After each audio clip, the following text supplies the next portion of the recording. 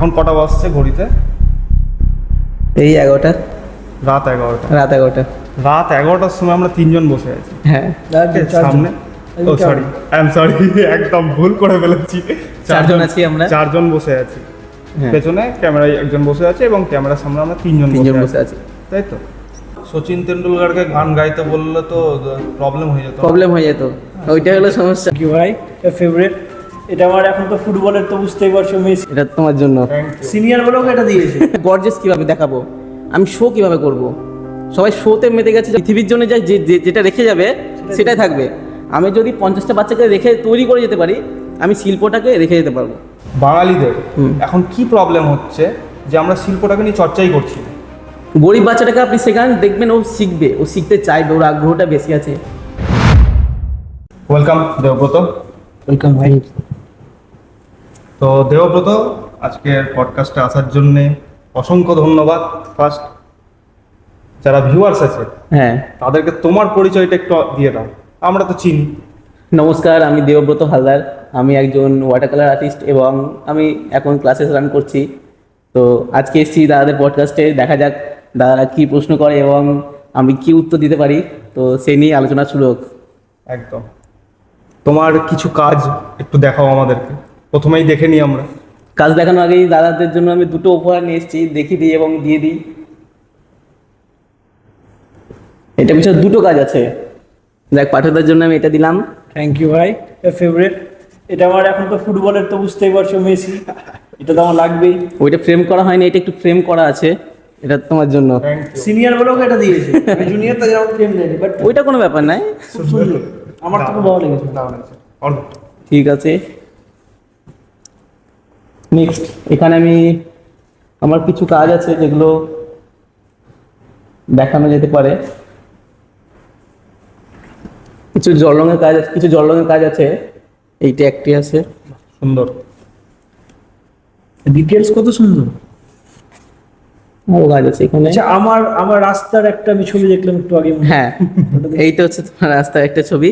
সুন্দর। মানে এইখানে ঢোকার পথেই, এই জিমে ঢোকার আগেই রাস্তাটা পড়ে। যাক, আমি ছবিটা তুলে রেখেছিলাম, তারপরে এটা আমি বাড়িতে ড্র করেছি। দেখি আরো হ্যাঁ, দেখো। সিরিয়াসলি বলছি, আমি তো প্রথমে ভেবেছিলাম কোনো ফোন থেকে বা ক্যামেরা থেকে ক্যাপচার করা আছে, এত সুন্দর ডিটেলস। অ্যাকচুয়ালি ব্যাপারটা হলো কি, এখানে একটা ব্যানার আছে, সেটা এখানে তুলে ধরা হয়েছে। এই ছবিটা বল, এই ছবিটাই তারটা। হ্যাঁ, এই ছবিটা আমি পিংসাকে বলছিলাম, এই বাড়ির ছবিটাতে সবই ঠিক আছে বলে, মানে খুবই সুন্দর। এখানে একটা তার আছে, সেই ডিটেলসটা একেবারে ক্লিয়ার। থ্যাংক ইউ, ধন্যবাদ। এই আর্টিস্ট, হঠাৎ করে আর্টিস্ট কেন? অন্য অনেক কিছু ছিল আরো। যাই হোক, অনেক কিছুই ছিল। এইবার ছোট থেকে দাদা যখন প্রথমে আমি ড্রয়িং ক্লাসে বা কিছুতে ভর্তি হয়নি, ক্লাস 6 তখন আমার দাদা ড্রয়িং করতে যেত এবং আমি সেই দাদার খাতা দেখে আঁকতে লাগলাম। একটু একটু করে আঁকতাম, ভালো লাগতো। করতে করতে দাদা ছেড়ে দিল, আমি আঁকার ক্লাসে ড্রয়িং যোগ হয়ে গেলাম। এবার ওটা করতে করতে ভাবলাম যে এখন তো সব দিকে যা অবস্থা, আর পড়াশোনা আমি করছি সাথে, এতটাই ভালো লাগতে লাগলো। এবার সাথে ক্লাস রান করতে লাগলাম, একটা দুটো বাচ্চা করতে এটা মানে নিজের মধ্যে ঢুকে গেল না, আর কিছু দরকার নেই। যদি আমি এটা নিয়ে সেইভাবে এগোতে পারি, যদি আমি স্টপ না করে দিই, তাহলে আমাকে কেউ আটকাতে পারবে না। এই ভেবেই আমি আগাতে লাগলাম। বেশ, এইভাবে এগোতে এখন পুরোপুরি ডুবে গেছি ধরতে গেলে, যতটা পারা যায়। আচ্ছা দেবব্রত, আমি তোমার কিছু সিগনেচার টাইপস কিছু, হ্যাঁ, ওগুলো একটু দেখবো না? অবশ্যই দেখাবো।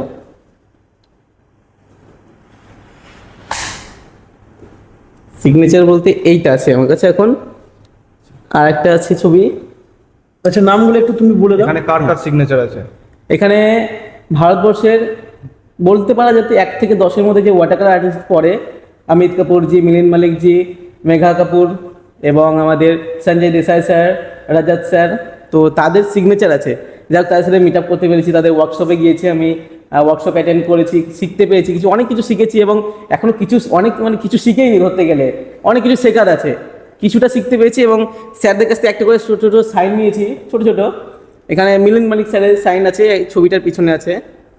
ছবিটা দেখে ভেরি গুড লেগেছিল, আর স্যারের নাম লেখা আছে শুধু জাস্ট। তো এই পেজটা আমি ভরাট করতে চাই। আরও যারা স্যার আছে, মানে একটা দুটো তো স্যার নেই, আর্টিস্ট নেই, তো সবারই নাম এখানে থাকবে আশা করি, এই পেজে বা এই পেজে, দুটো পেজ মিলে আমি নামগুলো কালেক্ট করব এবং এটা আমি বাঁধিয়ে আমার ডোরে রাখবো। আচ্ছা,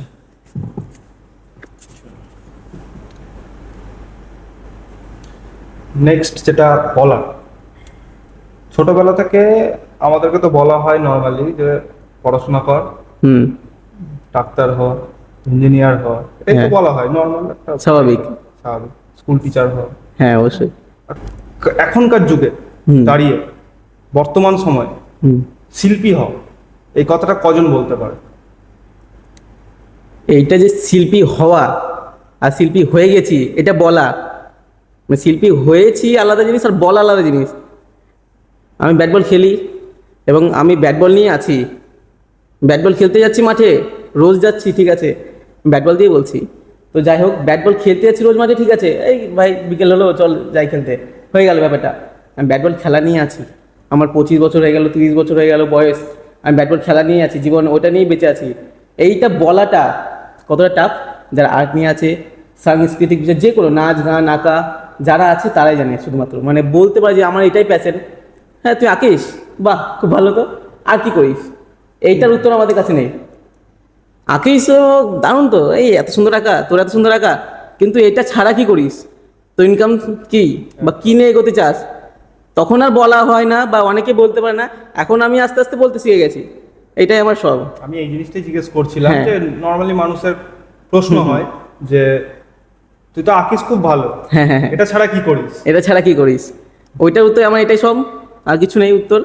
এখন ওই দিক থেকে যদি প্রশ্ন আসে তো আবার উত্তর দিতে হবে, কিছু করার নেই, মানুষকে উত্তর দিতেই হবে। যারা নতুন বাচ্চারা হুম। ড্রয়িং এর ব্যাপারটা, মানে আমি যখন আঁকা শিখতাম ও ছোটবেলাতে কি হতো, আগে স্কুল বা ছোট একটা কোনো একটা রুম নেওয়া হতো, অনেকজন আঁকতো। হ্যাঁ, এখন এই জিনিসগুলো কিন্তু কমে যাচ্ছে, এর কারণ কি? এটা একটা প্রশ্নটা খুবই ভালো প্রশ্ন। এটা আমি ওই 30টা বাচ্চা থেকে একজন উঠে এসেছি, আর এইটা হারিয়ে যাচ্ছে কারণ প্রথম কারণ হচ্ছে মা বাবার ফল্ট বলতে পারি, আমি এটা একটা প্যারেন্টসের ফল্ট বলতে পারি।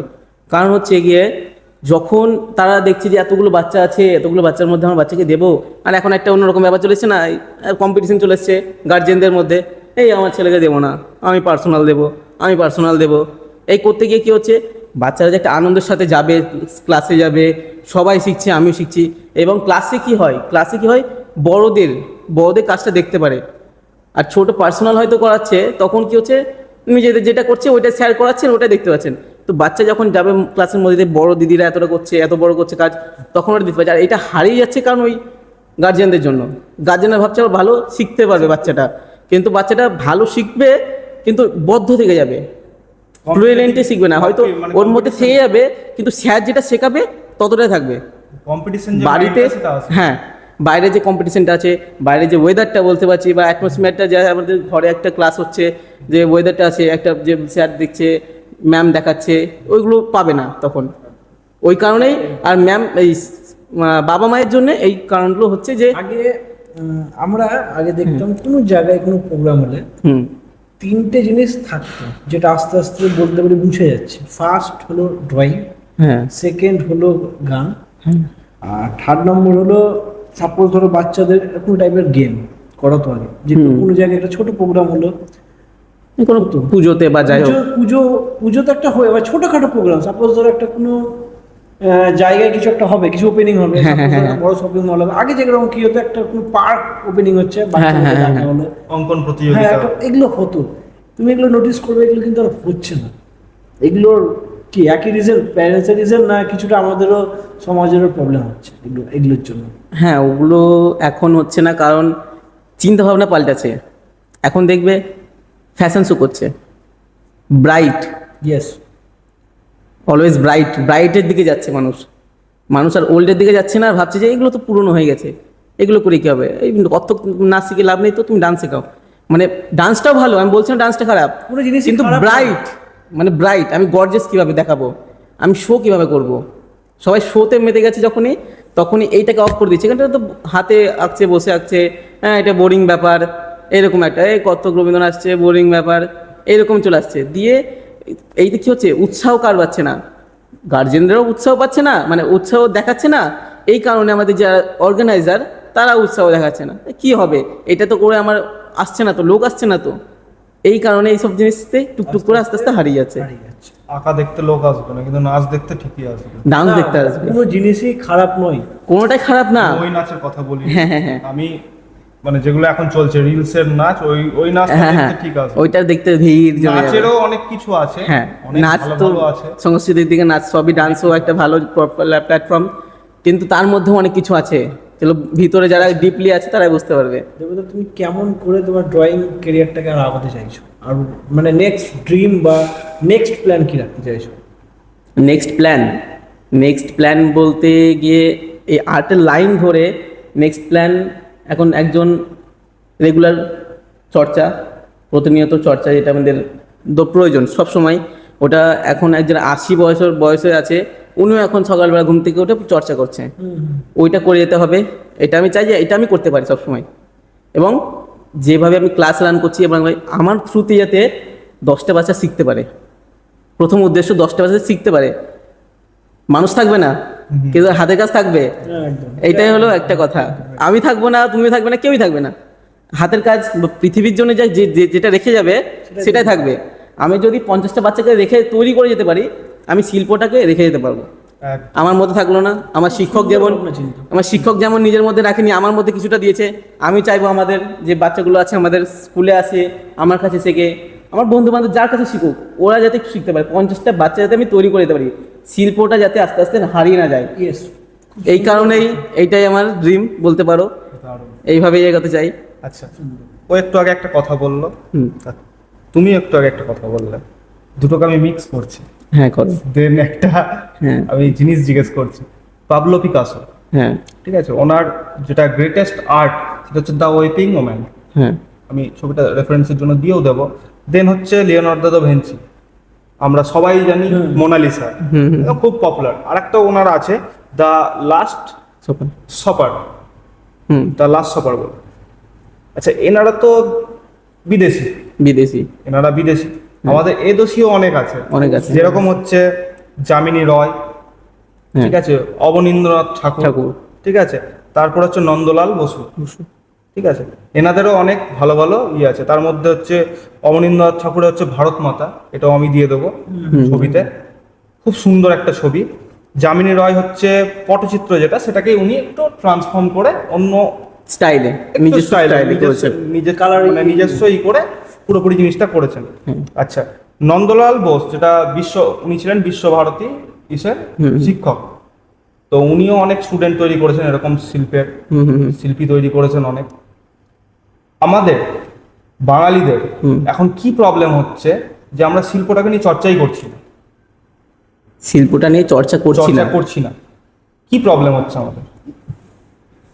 প্রথমত বাঙালিদের ক্ষেত্রেই বলছি, বেশিরভাগ দেখবে যারা হায়ার ক্লাসের, হয়তো মধ্যবিত্ত, নিম্নবিত্ত, উচ্চবিত্ত, আমি তিনটে ভাগে ভাগ করলাম, নিম্নবিত্ত, মধ্যবিত্ত, উচ্চবিত্ত।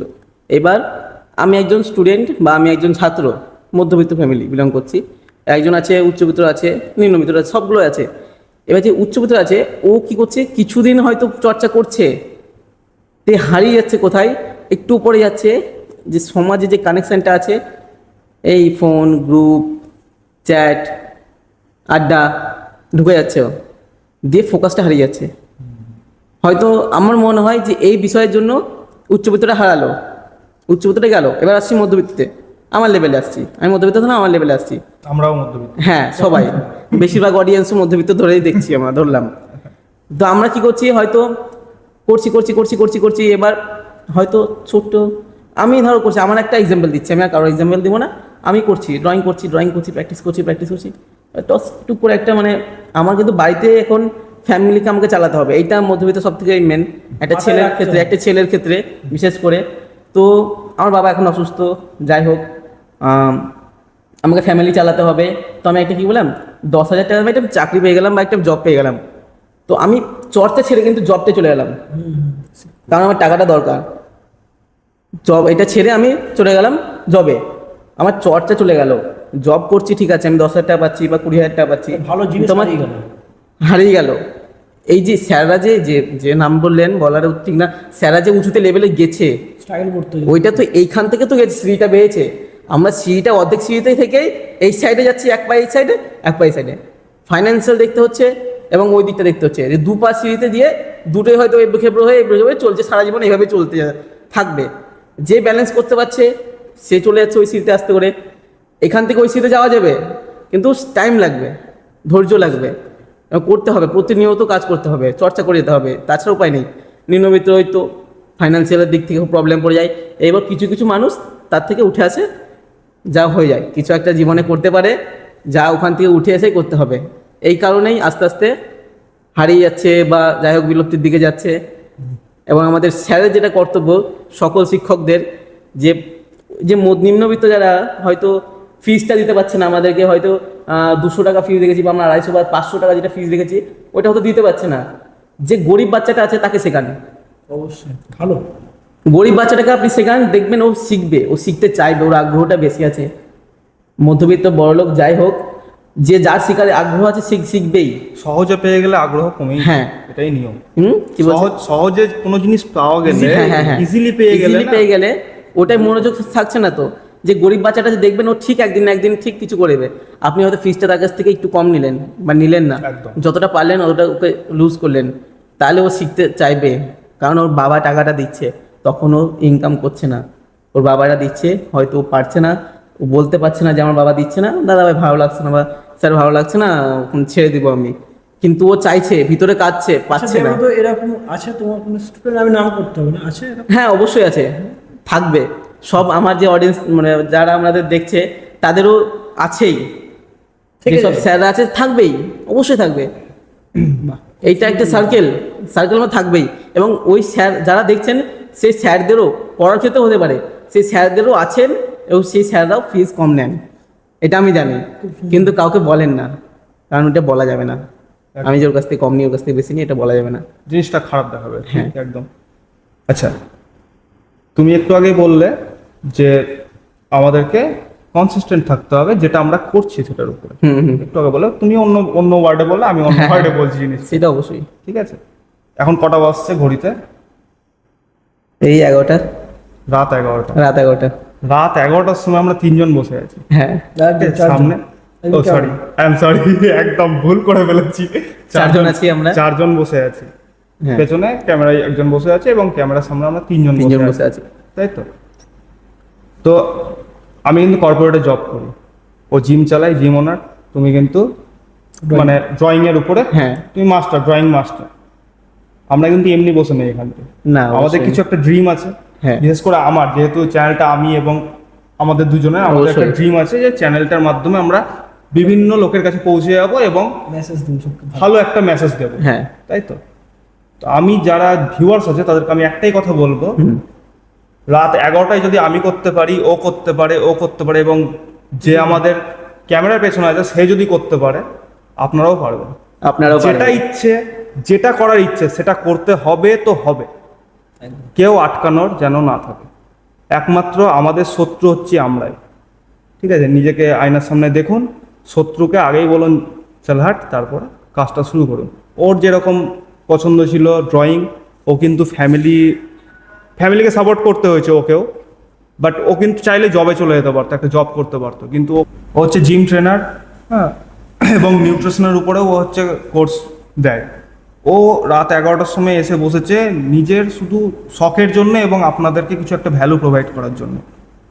ও কিন্তু বাড়ি এখান থেকে মোটামুটি 5 কিলোমিটার দূরে, আমাদের স্টুডিও থেকে 5 কিলোমিটার দূরে ওর বাড়ি, সেও এসছে 5 কিলোমিটার দূর থেকে। সো এটা আমার বলার ছিল। থ্যাংক ইউ ভাই আসার জন্য, প্রথম কথা ধন্যবাদ অনেক অসংখ্য, আমাকে এইভাবে একটা মানুষের জন্য কিছু বলার জন্য, এই সবার কাছে এই ছোট ছোট মেসেজগুলো দিতে পারলাম, সেইটা বলার জন্যই আর কি দেখেছো সেটাই বললাম। ধন্যবাদ। তো দেবব্রতর সাথে আমার পরিচয়টা কিভাবে হয় সেটা আমি বলে দিই। আমরা 2023-এ না দেবব্রত, হ্যাঁ, ওইরকমই হবে। করি, সরস্বতী পুজো আমাদের ক্লাবে করি। ভালো একটা টপিক নিয়ে বলতে চলেছে। তো আমার টাউনে অনেক আর্টিস্ট আছে, বহু ধরনের আর্টিস্ট আছে। আমি দেবব্রতর সাথে আমার খুব মানে তখন চিনতাম না, মানে কন্ট্যাক্ট করি, মানে বন্ধু আমার। তো সবাই না করে দিয়েছিল, আমরা খুব একটা ঝামেলার মধ্যে পড়ে গেছিলাম। মানে আমাদের থিম রেডি ছিল, একটা দিন আমাদের কাছে সময় ছিল। আমি দেবব্রতকে মানে তারপর থেকে আমি খুব রেসপেক্ট করি এই কারণের জন্য যে দেবব্রত স্যার সিচুয়েশনটা বুঝিয়েছিল যে আমরা ফেসে গেছি একটা রাত। তো দেবব্রতর সাথে আমি গিয়ে 7টার সময় কথা বললাম, কাল আগামী দিন সরস্বতী পুজো আছে, আমার ভিতরটা রেডি হয়েছে, আমাদের ক্লাবেরই পুজো ছিল, তো ড্রয়িং করতে হবে। দেবব্রতর কিন্তু মানে অন্য আর্টিস্টরা কি হতো এইভাবে ভাবতো, যে আমি কাউকে খারাপ বলছি না, হয়তো তারা অন্য কাজ থাকতে পারে অন্য আর্টিস্টদের, এইভাবে ভাবতো যে কি করব না করবো। তো দেবব্রত আমাকে বললো আমি আপনাকে 10টা বা 12টা ছবি দিতে পারবো। আমি তো শুনে সঙ্গে সঙ্গে অবাক হয়ে গেলাম, 10-12টা ছবি। ও বলছে আমি একদিনে ড্রয়িং করব, একদিনেই ছবি দিব। হ্যাঁ, আমি কোনো একটা রাতের সময় ছিল, কোনো ছবি দিব না। আমার মানে একটা থিমের একটা ম্যাচের একটা ব্যাপার আছে, আমি ওকে মানে বলেছিলাম যে এই ডিমান্ড আমার চাই। তো বলেছে আমি 24টা না 23টা মতন চেয়েছিলাম, ও বলছে আমি 12টা দিতে পারবো। তো ওই একটা রাত দেবব্রত মনে হয় ঘুমায়নি আমার জন্য, বিশেষ করে আমার জন্যই বা ওর বন্ধু বায়নের জন্য। একটা রাতের মধ্যে 12টা ছবি কমপ্লিট করা কিন্তু চারটিখানি ব্যাপার নয়, আমি মনে করি। মেন ব্যাপারটা হচ্ছে আমি দাদার জন্য, অয়নের জন্য এগুলো তো আছেই, তাছাড়া হচ্ছে দেখতে পাচ্ছি চোখের সামনে এত সুন্দর একটা প্যান্ডেল করেছে। হ্যাঁ, এত বড় একটা জায়গা নিয়ে প্যান্ডেল করেছে, ফাঁকা কিচ্ছু নাই প্যান্ডেলটাতে, ঢুকছে বেড়া, সুন্দর বেড়া করে দিয়ে করেছে। হ্যাঁ, সুন্দর ঝাড় নামিয়েছে ঠাকুরের সামনে, ঠাকুর সুন্দর, মানে দারুণ ঠাকুর বলতে গেলে। এবার ঢুকছি যখনই ফাঁকা পুরোটাই, দিয়ে আমি কি করা যায়, আমার মাথা তো কাজ করছে না, টাইম নেই তো। রাত 8টার দিকে হয়তো আমি দেখতে এসেছি এরকম, যে দেখছি এই অবস্থা, দিয়ে হয়তো একটা দোকান খোলা আছে, দেখলাম যে কী করা যায়, দিয়ে ভাবলাম এইরকম যে জামিলার স্টাইলে এক লাইন টেনেই কিছু করা যেতে পারে, এটা একটা সমস্যার সমাধান করা যেতে পারে। আমার কাছে মানে দেবব্রতর মানে পরিচয়টা সেদিন সেইভাবেই হয়েছিল শুরুটা। আমি বড় জায়গায় দেখলাম মানে 12টা ছবি কমপ্লিট করে মনে করি ফুল সিটে ওইরকম ভাবে লাইন টেনে ড্রয়িং করেই এক কালার ব্ল্যাক কালার দিয়ে চাপিয়ে আমি ওইরকম 12টার মতো ছবি দিলাম। আর আমাদের কম্পিটিশনের কি ছিল, কিছু আর্টওয়ার্ক আমার কাছে ছিল, সেগুলোকে আমি লাগালাম এবং ওই 12টার মেন ছবিগুলো ওয়ালে লাগিয়ে দিলাম। যাই হোক, সুন্দর লাগছিল তখন। তারপর থেকে দেবব্রতর সাথে সম্পর্কটা খুবই ভালো, খুবই ভালো। যাই হোক, আমারও খুব গর্ব হয়েছিল, আমি হেল্প করতে পেরেছিলাম বা ওইটুকু সময়ের মধ্যে জায়গাটাকে অন্তত একটু সাজাতে পেরেছিলাম। অবশ্যই অবশ্যই, একদম হিরে হতে গেলে চাপ তো নিতেই হবে। এ বাপরে, সেদিনকে যদি দেবব্রত কাজটা না করতো, আজকে 10টা আর্টিস্টদের কোনো জায়গায়, আমার সাথে অনেকজনেরই অনেক ধরনের কথা হয়, তো ফার্স্ট রিকমেন্ড কিন্তু আমি দেবব্রতকেই করবো, কেন আমার উপকার করেছে। ধন্যবাদ, আমার উপকার Thank you. করেছে। আচ্ছা দেবব্রত, এতক্ষণ তো পুরোপুরি জানলাম শিল্পী সবকিছু শুনলাম, কেন হচ্ছে না, কি হচ্ছে না। রিসেন্ট যেটা এখন ট্রেন্ডিং, সবার জব খেয়ে নিচ্ছে, এআই। চ্যাট জিপিটি সবথেকে বেশি ইম্পর্টেন্ট। আমি লিখলাম দেবব্রতর ছবি চাই ইন পেন্সিল, কি বলে ওটাকে, স্কেচ, হ্যাঁ। স্কেচে আমার দেবব্রতর ছবি চাই, হ্যাঁ। আমাকে তো সঙ্গে সঙ্গে দিয়ে দেবো, তোমার কাছে আমি কেন যাবো? এটা একটা সবথেকে বড় ফাইটার, আমার ক্ষেত্রে হচ্ছে এগুলো। আমি এআই জাস্ট ছবিটা দিলাম, হ্যাঁ, তোমার ক্ষেত্রে হতে পারে, তোমার কাছ থেকে কেন বা কোর্সটা নিতে আমি যাবে, তোমার কাছে কেন যাবো? এটা অবশ্যই এটা একটা বড় ফ্যাক্ট যে সবার কেরিয়ারে যাচ্ছে, ডুব মারছে, ওইভাবে গিয়ে ঘাপ করে নিয়ে চলে আসছে এবং আমাদের আসছে ঘাপ করে দিতে যাচ্ছে। এবার হাতের জোরটা শক্ত করতে হবে, আমাকে তোকে আসতে হবে না, যার প্রয়োজন সেই আসবে, সবাইকে আসতে হবে না। আমি এমন জায়গায় যাব সবাই আসবে না আমার কাছে, আসতে পারবেও না, বাহ, খুব সুন্দর। তাই তো? হ্যাঁ, একদম। দরকার আছে মানে সবাইকে, দরকার আছে সবাইকে, দরকার নেই। যে শিখতে চাই, ও জানে যে আর্টটা কি, ওই আমার কাছে আসবে। যে ফিল্ড, যে জানে জিমটা কি, সেই আসবে আমার কাছে, তাই তো? অ্যান্সারটা তো আসছে। হ্যাঁ। যে জানে, যে বেসিকটা জানে, যে না এই বেসিক পর এবার এইটা আছে, এবার এইটা আছে, একটু জানে, একটু নলেজ আছে, এবার ও ডুব মারতে চায় ওর মধ্যে, সে আমার কাছে আসবে। এবার আমি অতটা উঁচুতে যাব, একদম। আমি যদি নিচু লেভেলে থাকি তাহলে আমার কাছে কেউ আসবে না, ও চ্যাট জিপিটি কাজ করে যাবে, আমার কাজটা করে নেবে, বাস এইটুকুই এটা বলতে তো চাইবো। একটা বড় প্রবলেম তো না? হ্যাঁ, এটা বড় একটা problem। বড় প্রবলেম যে আর্টের কোনো মূল্যই নেই এখন, না, চ্যাট জিপিটি আসার পর থেকে।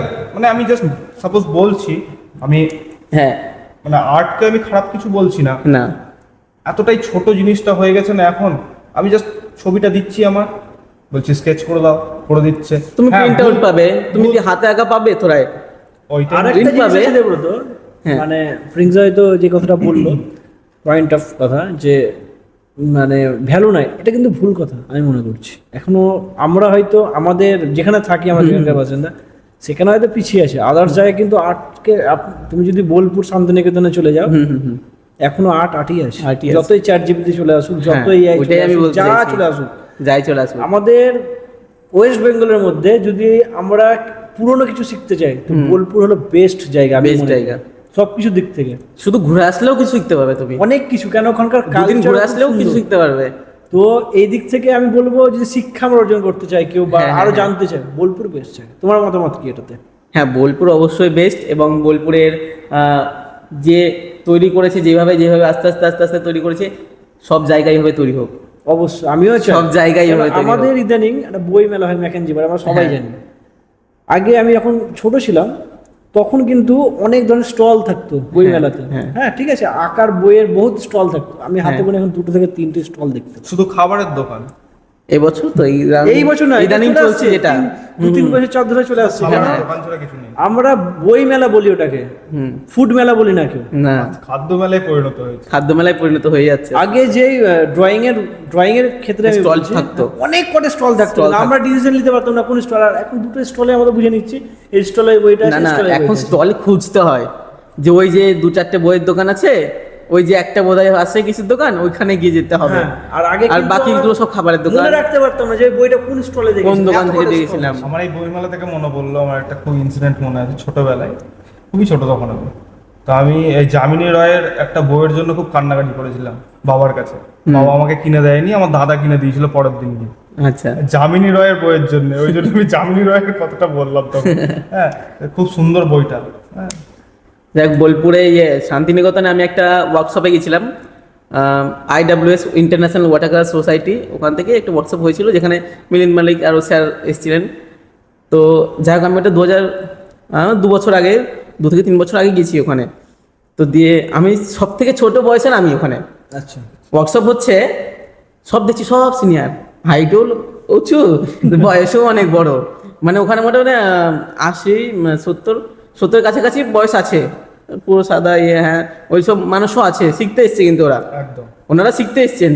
এগুলো বোলপুরে সম্ভব। হ্যাঁ, বোলপুরে মানে ইন্টারন্যাশনাল ওয়াটার কালার সোসাইটি তো বোলপুরে হয়েছিল, এটাও একটা ভালো একটা জায়গা যে বোলপুরে হয়েছিল, আমরা যেতে পেরেছিলাম।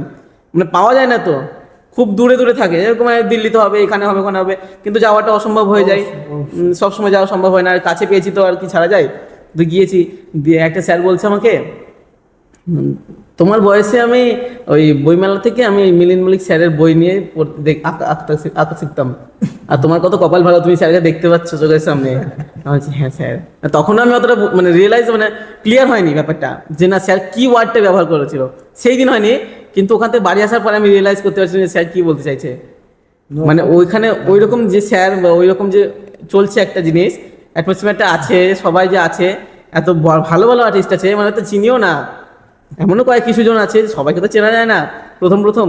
যে ওখান থেকে বেরিয়ে আসার পর সবাইকে চিনতে পারছি, হয়তো ফেসবুক যাই হোক সোশ্যাল মিডিয়া থেকে, যে না এই নিয়ে এত বড় স্যার ছিলেন, আমার সাথে গল্প করলো, আমরা একসাথে কাজ করলাম, শিখলাম, ওই স্যাররাও শিখছে ওনাদের কাছ থেকে, এইরকম ব্যাপার। তো সেই জায়গায় যেতে হবে, অবশ্যই সেই জায়গাতে হ্যাঁ। নিজেকে নিয়ে যেতে হবে, নিজেকে নিয়ে যেতে হবে। তারপরে কাজ হবে।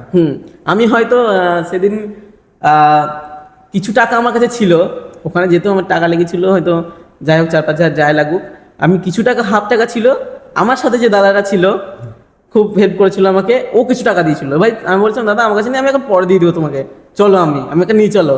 ওই দাদা আমাকে নিয়ে গেছিল এখানকারই। যাই হোক দাদা, আমি সবাই থ্যাংক ইউ। একটা লাইফে আমাদের কেউ না কেউ থেকে যায় কোনো জায়গায়, বড় জায়গায় যেতে, হ্যাঁ, হ্যাঁ। হেল্প করবে তোমাকে, হেল্প তোমাকে দিবে, কিন্তু একটু ধরতে হবে, সেই মানুষগুলো চিনতে হবে, চিন্তা হবে। কোনটা কে আমাকে হাত ধরে তুলবে আর আর কে কে ডুবাবে। ঢিল দিয়ে ছেড়ে দিবে, কে ডুবাবে, হাত ধরবো কিন্তু টুক করে নামিয়ে দিবে, আর খেয়ে ধরে তুলে তুলে নেবে। আচ্ছা দেবব্রত, কম্পিটিশন তো বহুত এখন, হ্যাঁ, আমি মনে করি যদি সব দিক থেকে সব কিছু ক্ষেত্রে কম্পিটিশন বেশি, আছে। তুমি তার এগেনস্টে কি স্টেপ নিতে চাই? মানে এগেনস্টে বলতে এটা কোনো বাজে কিছু না, তুমি কারোর সাথে কম্পিটিশন করছো, তুমি কতটা এফেক্ট দিতে পারবে তাকে টুপকানোর বা তার থেকে আগে যাওয়ার জন্য, কতটা এফেক্ট দিলে তুমি সাকসেস হতে পারবে? তুমি মনে করো হয়তো ও সারাদিন ওই কাজটাই করছে, তুমি ওর থেকে বেসিক বা ওর থেকে বেশি কি করতে পারবে যাতে তুমি ওর থেকে আগাতে পারবে? সারাদিন মানে ও কাজটা করছে, ভাবো সারাদিন হয়তো ড্রয়িং নিয়ে ব্যস্ত আছে, ও ব্যস্ত আছে না আমি ব্যস্ত আছি, দুজনে ব্যস্ত আছি। দুজনেই ব্যস্ত আছে, হ্যাঁ। তোমার সাথে কম্পিটিশন হচ্ছে না, হ্যাঁ হ্যাঁ হ্যাঁ, তুমি কি কোন এফেক্টটা ইউজ করতে চাইবে যাতে তুমি আরেকটু আগে যেতে পারো? যদি এটা আমি ড্রয়িং এর দিক থেকে বলি, অবশ্য drawing এর দিক থেকে ড্রয়িং এর দিক থেকে বলছি, প্রথমত ড্রয়িং এ হচ্ছে গিয়ে রিয়েলিস্টিক ব্যাপার, আর একটা হচ্ছে যাক ওটা আমার মাথায় আসছে না, রিয়েলিস্টিক হচ্ছে, আর একটা হচ্ছে ইমপ্রেনিজম, হচ্ছে ইমপ্রেস করা শুধু কাজটাতে। আমার কিছু কাজ আছে ইমপ্রেস আছে আর রিয়েলিজম আছে। যখন তুমি বলছো তারটা খুব সুন্দর চকচক করছে, হ্যাঁ, তারপর খুব ডিটেল কাজ আছে, একদম আমি এই ডিটেল কাজ আছে, হ্যাঁ ডিটেল কাজ আছে একটা, ধরলাম গল্পটা ভালো মতোই বলি, ডিটেল কাজ আছে একটাতে। ডিটেল কাজ আর ইমপ্রেশন কাজ দুটো আলাদা। অবশ্যই ডিটেল কাজ কখন হচ্ছে, ডিটেল কাজ করছে স্যাররা, অনেক স্যাররা করছে ডিটেল কাজ। একটা কথা বলি এখানে, হুম দুটোর মধ্যে ডিফারেন্সকে আমি একটা পয়েন্ট বলি। যখন তোমার ফার্স্ট ইমপ্রেসে যে ছবিটা, সেটা দূর থেকে কিন্তু দেখতে ভালো লাগবে হুম সাপোজ, আর ডিটেল যে কাজটা হচ্ছে সেটা যখন আমরা ক্লোজ আপ, মানে যখন আমরা কাছে দেখবো না, তখন বুঝতে পারবো যে ছবির মর্ম কোনটা, কোনটা মর্ম, কোনটার মর্ম বেশি। কেন কি দেবো অর্থ? একটা হচ্ছে ডিটেলস আর একটা ইমপ্রেস। ইমপ্রেস করা ডিটেলস, ডিটেলসে ইমপ্রেস করছে মানুষকে। আচ্ছা ডিটেলসটা হচ্ছে কি, সাধারণ মানুষ দেখতে ও চকচকে দেখছে, একটা যে আর্টের ব্যাপারে কিছু জানে না, সে দুটো ছবি দেখছে, একটা ইমপ্রেসের ইমপ্রেশন আছে কাজ, হ্যাঁ ইমপ্রেশন আছে কাজ, একটা ডিটেলসের কাজ আছে, ওর ডিটেলসটা বেশি ভালো লাগবে। আর যারা একটু জানে, যে স্যার বা যে শিক্ষক বা স্টুডেন্ট যারা একটু জানে, ইমপ্রেশন কাজটা বেশি ভালো লাগবে, ইমপ্রেসটা ভালো লাগবে। যেমন হচ্ছে প্যাবলো পিকাসোর যেরকম দ্য ওয়েপিং ওম্যান, যেটা ওগুলো সবই ইমপ্রেশন কাজ, আর ইমপ্রেশন ডিটেলস ওইগুলো হচ্ছে ভাবনা চিন্তার কাজ। ওইটাই আমি বলছি যে হ্যাঁ। ওইটা পুরোপুরি ভাবনার কাজ। ভাবনার উপরে কাজ। মানে আমি দেখলে আমি বুঝতে পারবো না না। ছবিটা, কিন্তু অন্য কেউ যদি দেখে, কোনো তোমাকে- আর্টিস্ট যদি দেখে, সেটা হ্যাঁ। সেটার মানেটা ঠিক আর্টিস্ট মানে কেন, আর্টিস্ট ও জানে একটু, ও একটু জানে তাই, উনি একটু জানেন তাই উনি বলতে চাচ্ছেন, উনি আপনার তোমাকে বুঝিয়ে দিলেও তুমি বুঝতে পারবা জিনিসটা কি আছে। এবার না, আমি নর্মালি তো বুঝতে পারবো না না, দেখলে। এবার উনি বুঝিয়ে দিল যে দেখ বাবু এই কালারটার মানে হচ্ছে এইটা, এটা ফ্লো করে যাচ্ছে মানে হচ্ছে এই কারণ হচ্ছে রেড ব্ল্যাক এইসব কালারে সব ইমপ্রেস, ওই কালারগুলো মানে আছে, একটা করে মানে আছে, কালো ডার্কনেস, হ্যাঁ রেড, সবগুলোর একটা একটা করে মানে আছে। ব্লু কালার কোথায় ডট হচ্ছে, গোল হলে ওর একটা আলাদা মিনিং হচ্ছে, লম্বা দাগ হলে আলাদা মিনিং হচ্ছে, এগুলো তো আমরা জানি না, সাধারণ মানুষ জানি না, আমিও কম জানি খুবই, ধরতে গেলে আমিও এখন ওইদিকে মানে খুবই এখন হাত থেকে তৈরি করছি, যাই হোক। এবার ওগুলো সবগুলো আলাদা আলাদা মিনিং আছে, এবার ওই সব মিনিং ভেবে ওই স্যার আঁকছে, তখন তখন আমরা কীভাবে বুঝতে পারবো, কেউ বুঝিয়ে দিলে বুঝতে পারবো তখন সেটা। এটা হচ্ছে ইমপ্রেস হয়ে গেল, যে যে যাকে বোঝাচ্ছে। আর ডিটেলসে যখন করছে কাজটা, ও দেখছে করছে, মানে ওর মধ্যে ভাবনা চিন্তা নেই কোনো। দাদা যেটা বলতে চাইলে, ডিটেলসটা ইম্পর্টেন্ট না ইমপ্রেশনটা, তাই তো? ডিটেলস যে করছে ইম্পর্টেন্ট দুটোই, একটা তো ফেলতে পারবো না আমি, কারণ দুটোকে নিয়ে সবাই কাজ করছে, পৃথিবী বেঁচে আছে। কারণ সাধারণ মানুষ তো বেশি, আর্টিস্ট কজন, চোখ কজন আর আছে, যার এই সাধারণ মানুষের চোখটা বেশি। এবং যদি সাধারণ মানুষের চোখে যদি আমরা এই সাদা কালো দাগ শুধু রং দিয়ে সব দেখাই, ওদের আর ভালো লাগবে না, ওরা আঁকা জিনিসটাকে ঘৃণা করতে লাগবে। আঁকা জিনিসটাকে ভালোবাসবে না। এখন দেখা গেল আমি আকাশকে, যেমন আছে আরো অনেক সব ছবিতে আছে লাল নীল করা আছে, হ্যাঁ শুধু ওইটাই দেখি যায় মানুষকে, ওটা তো ভালো লাগবে না। ওরা কি জানে, সাধারণ মানুষ কি জানে, আকাশটা নীল হয়, হালকা লাল হয়, ওই জিনিসটা দিতে হবে, তাহলে আঁকাটা বেঁচে থাকবে।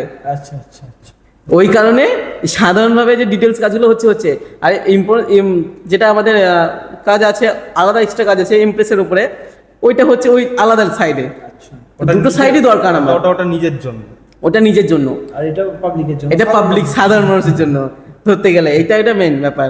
সাধারণ মানুষের জন্য আমরা আঁকার জীবনটাকে বাঁচিয়ে রাখার জন্য ডিটেলসের কাজ হচ্ছে, এবং সাধারণ সরল সিধা কাজ হচ্ছে, যাতে মানুষ ভালোবাসে রাখতে পারে। আমরা কোনো জিনিস হয়তো কল্পনা করলাম, তো কল্পনাটা তোমরা ইমপ্রেস করছো, ওটাই তো, হ্যাঁ। ঠিক আছে, তোমাদের ভাবনা চিন্তাটা। হুম।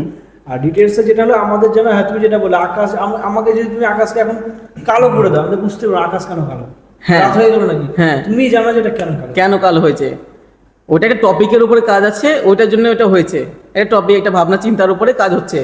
আর সাধারণ মানুষের জন্য, বাচ্চা ছেলের জন্য বা যাই হোক, আঁকাটাকে বাঁচিয়ে রাখার জন্য নর্মাল আছে, বা ওইটা মনের উপরে কাজ হয়। আঁকা জিনিসটা তো মনের উপরে। এবার হয়তো যে মাটির সাথে মিশতে চাইছে, একদিন তো মাটির সাথে মিশবই। এবার যারা আর্টের সাথে যুক্ত আছে, সাংস্কৃতিক দিকের সাথে যুক্ত আছে, নাচ গান আঁকা, আমি শুধু আঁকা বলবো না, নাচ গান আঁকা, তারা জানে যে এই শরীর পেয়েছি আমরা এই 5টা একটাই, জড়ভূত সব থেকে, এই জড়ভূতে আমাকে মিশতে হবে। একটাই। হ্যাঁ পৃথিবীতে একটা ডট রেখে দিতে হবে নিজের। হ্যাঁ, এবার ওখানে মিশতে হবে। তো ওই জন্যই কি বলে প্রকৃতির সাথে মিশে যায়, প্রকৃতিও নাচছে, গাছও নাচছে, ঠিক আছে, ওইগুলো ওই রঙই আসছে, সবুজ রঙই আসছে গাছের রং আমার খাতাতে। তো প্রকৃতির সাথে মিশে যেতে চাইছে তখন, ওইভাবে একরকম দিক, সবাই এক এক রকম দিকে যাচ্ছে।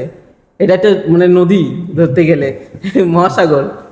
আচ্ছা, একটু আগে একটা কথা বলে রং নিয়ে, যে বিভিন্ন রং মানে জিনিসকে ইন্ডিকেট করে। হ্যাঁ হ্যাঁ হ্যাঁ। যারা ফুড ডেলিভারি অ্যাপ যেগুলো আছে সেগুলো ইয়েলো রং, হলুদ রংটা বেশি প্রেফার করে। হ্যাঁ, এগুলো হচ্ছে সাইকোলজি, মানে ক্রেভিং বাড়ায়। হ্যাঁ। হলুদ রং হচ্ছে ক্রেভিং বাড়ায়। আচ্ছা, লাল রং কন্ট্রাস্টুয়াল কালার, ওটা ওই কালার হচ্ছে কন্ট্রাস্ট বাড়ায়, আকর্ষণ করে আমাদেরকে। আকর্ষণ করে। এই যে আমাদের পিছনে ব্যাকগ্রাউন্ডের ছবি আছে, দেখা যাচ্ছে স্টপ থিঙ্কিং স্টার্ট ডুইং। হ্যাঁ, হ্যাঁ। হলুদ কালো, এখানে কিন্তু অন্য আদার্স ফেড কালার খুব কম ইউজ করা আছে, তাই জন্য তুমি ওটা বাই করেছো। একদম। তুমি এই ব্যাক সাইডের কালারটা ঠিক আছে, ওইটা কি হচ্ছে তার ওখানে Contrast চোখে যাবে, দিচ্ছে, চোখটা contrast যাতে ওখানে যায়, ওই কারণে হলুদটা তোমারও চোখে পড়েছিল। তুমি ওটা ভাবোনি কিছুই, এখন ভাবছো, তখন ওটা তোমার চোখে পড়েছিল। একদম। হলুদের উপর কালো, ওর যদি অ্যাশের উপর কালো হতো কিন্তু ভালো লাগতো না। ইভেন্চুয়ালি এইটা, এই পেন্টিংটা, হ্যাঁ, এইটাতে ওই ইয়েলো আছে, যাই হোক ব্লু কালার আছে, অনেক কালারের কাজ আছে, ওই রকম ব্যাপার। একটা ব্লু এর উপরে আছে আবার। ওই কারণেই যে Yellow। অ্যাক্টেড করার জন্য, আর কিছু না। অ্যাক্টেড করার জন্য 3-4টে কালার, বেশি কালার লাগবে না অ্যাক্টেড করার জন্য। লাল, হলুদ, সাদা, কালো, এই 4টে কালারকে মিক্স করে দেখবা তুমি যে কোনো ছবি দেখে না, ওইখানে দেখো, এইখানে দেখো, উপরে দেখো, সব এই কিছু পাশে এই দেখো, 4টের উপর উপরে depend আছে, এই 4টের উপরে আছে, নীল টিলগুলো আছে, কিন্তু এইগুলো একদম মাস্ট টানছে, সবসময় টানবে। একটা গোটা ব্ল্যাকবোর্ডে যে কালারটা থাকবে, এই কালারগুলো তো আগে টানবে, তারপরে এই অফ কালারগুলো আছে। এই আমাদের বলে যে মানে কি বলে, এই তোর জীবনটা ম্যাট ম্যাট আগে এমন একটা, এই তোর ছাই রং পছন্দ, এই সবুজের সাথে একটু মানে ধরো একটু কালো মিশিয়ে দিলে যেমন হবে একটু গ্রেটার উপরে বেশি যায়, আমার যেমন গ্রেটার উপরে বেশি যায়। হ্যাঁ, তো ওই ম্যাট ম্যাটা, কিন্তু ওদের গ্লসি পছন্দ, তোমার সাধারণ চোখ, গ্লসি পছন্দ হবে অবশ্যই। এটা তো তোমারও দোষ নয়, আমারও দোষ নয়, আমি তোমাকে বুঝাতে পারবো না বাবা, তোমার ওটা পছন্দ, এটা আমার পছন্দ, তোমার ওই জামাটা কিনো, আমি এই জামাটা কিনি, এইটা হলো ব্যাপার। চকচকে জিনিস তো সবার পছন্দ হবে। চকচকে হলে যে যেটা শোনা তা তো না, এটা তো বুঝতে হবে। একটা যদি আমি দামি গাড়ি কিনি তাহলে তো আমি হলুদ কালার নেবই, পোরশে নিলাম তাহলে তুমি হলুদ কালার নেবই, আমি লোকে দেখবে। আমি কালো নেবো, কথার কথা বলছি। হ্যাঁ, আমরা কালো নেবো নাকি দাদা? হ্যাঁ, হাতটা একটু মিলাও, সবার থেকে চকচকে নিবা, হলুদ নিবা, নাও গা। তোমার ওই হলুদে কেউ একটা দাগ দিয়ে দিবে, বেশি বোঝা যাবে, আমাদেরটা তো বোঝা যাবে না। সবার তো থিঙ্কিং সেম না, না? হ্যাঁ, অবশ্যই। আমি চোখের সামনে দিয়ে যাবো যখন, হ্যাঁ, দুজনে- সবাই দেখবে। সবাই দেখবে। আরে তোমার গাড়ি রাতের বেলা হারিয়ে যাবে, আমাদেরটা করে সামনে আমার সে তো দেখতে বটে। হবে। বাঙালি প্রথম থেকেই শিল্প নিয়ে অনেক এগিয়ে, আমি মনে করি। কারণ বাঙালি যত বিপ্লবী আছে প্রত্যেকেই প্ল্যাকার্ড তৈরি করেছে নিজের হাতে এঁকে, বিভিন্ন রকমের। তারা শিল্পটাকে হচ্ছে তাদের মনোভাব প্রকাশের জায়গা হিসেবে তুলে ধরেছে। হ্যাঁ, এখনকার বর্তমান যুগে এগুলো, একটু আগে কথা হচ্ছিল, এগুলো হারিয়ে যাচ্ছে। এগুলো তো হারিয়ে যাচ্ছে, কিন্তু তুমি তোমার দিক থেকে এখনকার জেনারেশন যারা পেরেন্টস আছে, যারা দেখবে এই ভিডিওটা, হ্যাঁ, তাদের বাচ্চাদেরকে কিভাবে তৈরি করবে? শুধু আমি আঁকা মানে তোমার ড্রয়িং বলছি না, সেটা নাচ হতে পারে, একটা অ্যাডিশনাল কিছু একটা শেখানো, সেটা কিভাবে করবে এবং তোমার এটাতে মতামত কি? সেই রাস্তাটাই কিভাবে নিয়ে যাবে, একদম। বা প্যারেন্টসের কি করণীয়, যে যাতে কিভাবে guide বাচ্চা করতে পারবে, ঠিক কিভাবে আছে। গাইড করতে পারবে, সেটা হচ্ছে কথা। প্রথম কথা হচ্ছে যে বাচ্চাকে তৈরি করছি, আমি হয়তো একটা বাচ্চাকে তৈরি করছি, যখনই পড়াশোনা করাতে হবে, মাস্ট করছে, পড়াশোনার সাথে সাথে যে কোনো একটা থেকে দুটো সাংস্কৃতিক দিকে দিন আপনি। নাচ, গান, আঁকা সবগুলোতে ঢুকিয়ে দেবেন না, তবলা সবগুলোতে ঢুকিয়ে দেবেন না, ও কোনোটাই শিখতে পারবে না। হয়তো আঁকাতে দিলেন, আরেকটা কিছু দিলেন, খুব বেশি হলে দুটো দিন, দিয়ে ওর যেটা পছন্দ হবে সেটা নিয়ে একটু আগাবে। আপনি ক্লাস 2-এ দিলেন, এখন তো মানে একদম 4 বছরে দিয়ে দেয়, ওটা কোনো ব্যাপার নেই। ক্লাস হয়তো 2-এ দিলেন, 4-5 অবধি আপনি দেখলেন যে বাচ্চাটা কি ভালো পাচ্ছে, আঁকাটা না নাচটা। নাচটা নিয়ে এগোক নাচটা নিয়ে, আঁকাটা নিয়ে এগোক আর আঁকা নিয়ে, ওইটা নিয়ে এবার বেস্ট হতে হবে আমাকে। এবং স্যার ম্যাম যেগুলো আমাদের শিক্ষক আছে, শিক্ষিকা আছে, তাদেরকে বলুন দায়িত্বভারটা দিয়ে দিন হাতে, স্যার ম্যামের সাথে বা শিক্ষক যে শিক্ষিকা আছে তাদের সাথে ম্যাম পারছে না, ম্যাম হবে না, এ দ্বারা কি হবে, এইসব বললে তাদেরকে কোনো লাভ নেই। বাড়িতে চর্চা করান আপনি এবং স্যার ম্যামের হাতে দিয়ে দিন, তুলে দিন পুরোপুরিভাবে, ম্যাম এটা আপনার দায়িত্ব, স্যার এটা আপনার দায়িত্ব, আপনি যা করবেন তৈরি করুন, তাহলেই তৈরি হবে বাচ্চারা। বাচ্চা থেকে একটু যখনই পরিণত বয়সে হবে তখনই তৈরি হবে, দায়িত্বটা পুরোপুরিভাবে তুলে দিতে হবে। এবং হতেই পারে কিছু সামান্য বাচ্চাদের মধ্যে নেই ওইটা, অন্য কিছু আছে, থাকবে, ও সবাই- যদি ভিতরে থাকে অটোমেটিক বেরোবে, ওইটা আটকে থাকবে না লাভার মতো। সচিন তেন্ডুলকারকে গান গাইতে বললে তো প্রবলেম হয়ে যেত। প্রবলেম হয়ে যেত, ওইটা হলো সমস্যা। সচিন তেন্ডুলকার ব্যাটিং এর জন্য তৈরি, বা হ্যাঁ, হ্যাঁ, হ্যাঁ। কি বলছে না, বিরাট কোহলি ব্যাটিং এর জন্য তৈরি, তাদেরকে যদি তবলা বাজাতে বলতো প্রবলেম ছিল, প্রবলেম হতো। হ্যাঁ, তো এটা হচ্ছে কথা। ছোট থেকে বুঝতে হবে যে ওর একদম fashion কি। পেরেন্টসদেরকে একটা জিনিসই আমি মানে তুমি যেটা বললে মেসেজ দিলে, আমি ওটাই আমি একটু মডিফাই করে দিচ্ছি। একটা জিনিসই করবেন, বিভিন্ন রকমের জিনিস শেখাবেন এবং দেখবেন কোনটা ভালো পারছে, সেইটার উপরে আর ওর পুরোপুরি কোনটা ফোকাস ভালো লাগছে। দেবব্রত, আমরা পডকাস্ট On করেছো? অন করেছিস রে বাবু? তো আমরা পডকাস্টের একেবারে শেষের দিকে প্রায়। একদম। একটা মেসেজ তুমি দিবে যাতে আগামী দিন হুম। যে ফিল্ডে যেতে চাইছে বা যে হ্যাঁ। যার যেটা স্বপ্ন বা যার যেটা ইচ্ছা, যেন একটা মোটিভেশন টাইপ তোমার ওয়ার্ডটা যেন ওরা ইউজ করতে পারে। মোটিভেশনের জন্যে একটা কথাই বলতে পারি, যেটা করবে ভেবেছো আজকে থেকে শুরু করে দাও এবং কন্টিনিউ করতে থাকো। এটা ছাড়া কোনো উপায় নেই, কেউ পারবে না, আমিও পারবো না, সামনে যারা বসে আছে সেও পারবে না, মা বাবাও পারবে না, কেউ পারবে না, তুমিই পারবে, তোমাকেই করতে হবে। তো আজকে থেকে শুরু করে দাও এবং করতে থাকো, রেগুলারলি করতে থাকো। All the best. Thank you Debabrata. Thank you দাদা। থ্যাংক ইউ, মানে অসংখ্য ধন্যবাদ। শিল্প যেন বেঁচে থাকে, অবশ্যই। এইটাই একদম। আর এদের মতো লোক যতদিন আছে বেঁচে থাকবে, আমি শিওর। চাপ নেই। বাঁচিয়ে রাখতে হবে।